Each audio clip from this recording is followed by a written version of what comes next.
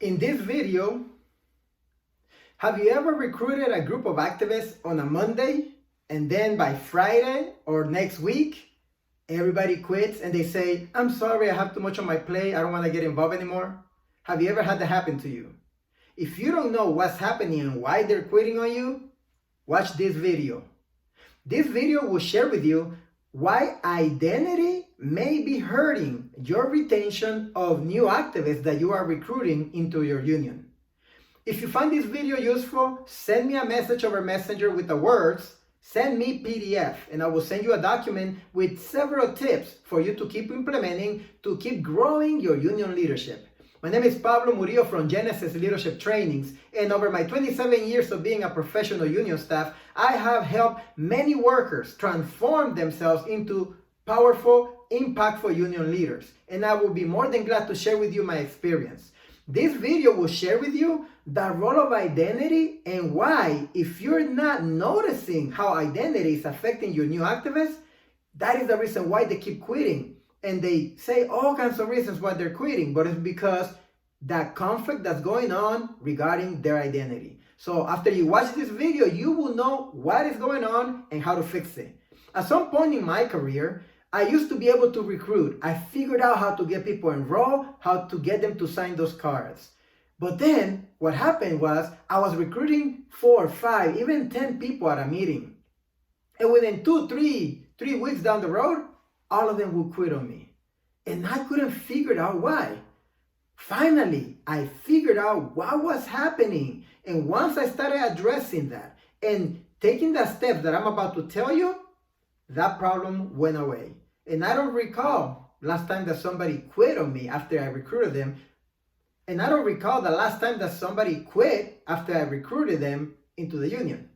And I don't recall the last time somebody quit after I recruited them into an act. And I don't recall the last time when somebody quit since I've been implementing these steps. So let's get into it. Remember this. The strongest force in the human spirit is to be congruent with one's identity.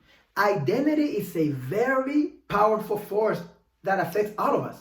Identity is something that drives your behavior. It affects what you do and how you do it. So identity is part of what's going on here. Identity is the factor that is creating some of these folks to quit after you recruit them and they said that they wanted to get involved. There are 2 types of identity that I want you to remember for our lesson. These are the 2 that matter. Internal identity and external identity. Internal identity is the identity that each one of us has about ourselves. How you see yourself, your values, who you are. Perfect. Second one is the more important one that I want to point out though. External identity. External identity is given to you by people who watch you when you fulfill a social role. So for example, if you have somebody who comes into the room and they say that they are a doctor, if you're waiting for a doctor, you in your mind know what a doctor looks like. So you expect somebody to come in with a white coat, etc.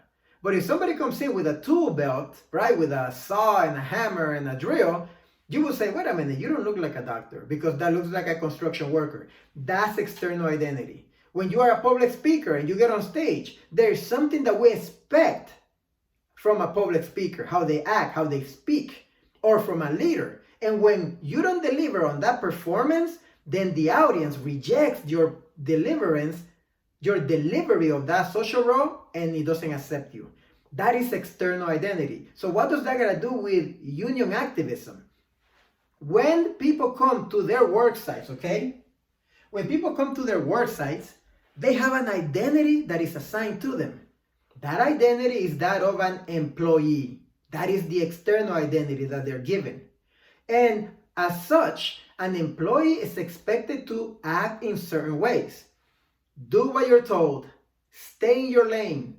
Don't question authority, etc., etc. And that is a contract agreement. It's a social norm that we all agree upon silently. That's the external identity. Your activists have this external identity assigned to them. However, here's where the conflict occurs. when they decide to become, quote unquote, union leaders, and they agree that they're going to start working with you, they are ripping that social contract and that external identity agreement. In essence, what happens is that they're saying, I understand that all of you in the worksite, the bosses, the colleagues, etc., expect me to act in this way because the employee identity.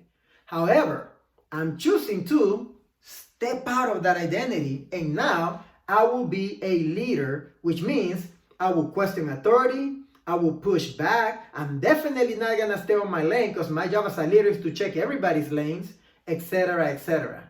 And that is the conflict that happens to new activists when you recruit them into the union ranks to become strong leaders. So what happens is that they feel that social pressure of that and that clash of those two identities.